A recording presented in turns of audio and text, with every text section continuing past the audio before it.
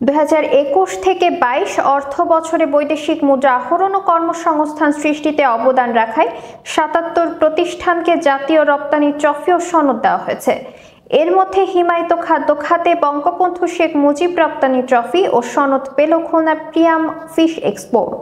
রোববার সকালে রাজধানীর ওসমানী স্মৃতি মিলনায়তনে কোম্পানির ব্যবস্থাপনা পরিচালক এস.কে আব্দুল কাদেরের হাতে বঙ্গবন্ধু শেখ মুজিব রপ্তানি ট্রফি তুলে দেন প্রধানমন্ত্রী শেখ হাসিনা। বাণিজ্য মন্ত্রণালয় জানিয়েছে, জাতীয় রপ্তানি ট্রফি নীতিমালা 2013 অনুসরণ করে প্রাথমিক ও চূড়ান্ত বাছাই কমিটির মাধ্যমে মোট 32টি খাতের রপ্তানিকারকদের মধ্য থেকে রপ্তানি আয়গত প্রবৃদ্ধি, নতুন পণ্যের সংযোজন, নতুন বাজারে প্রবেশ, কমপ্লায়েন্স প্রতিপালন ইত্যাদি বিষয় বিবেচনা করে ট্রফি বিজয় প্রতিষ্ঠান নির্বাচন করা হয়েছে। সব খাতের মধ্য থেকে সর্বোচ্চ রপ্তানি আয় অর্জনকারী প্রতিষ্ঠানকে বঙ্গবন্ধু শেখ মুজিবুর রপ্তানি ট্রফি শিরোনামে একটি বিশেষ ট্রফির পাশাপাশি বিভিন্ন খাতে মোট 29টি স্বর্ণ, 27টি রৌপ্য এবং 21টি ব্রোঞ্জ ট্রফি দেওয়া হয়েছে।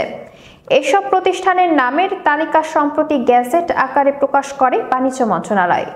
গ্যাজেট অনুযায়ী প্রিয়াম ফিশ এক্সপোর্ট জাতীয় রপ্তানি ট্রফি পেয়েছে।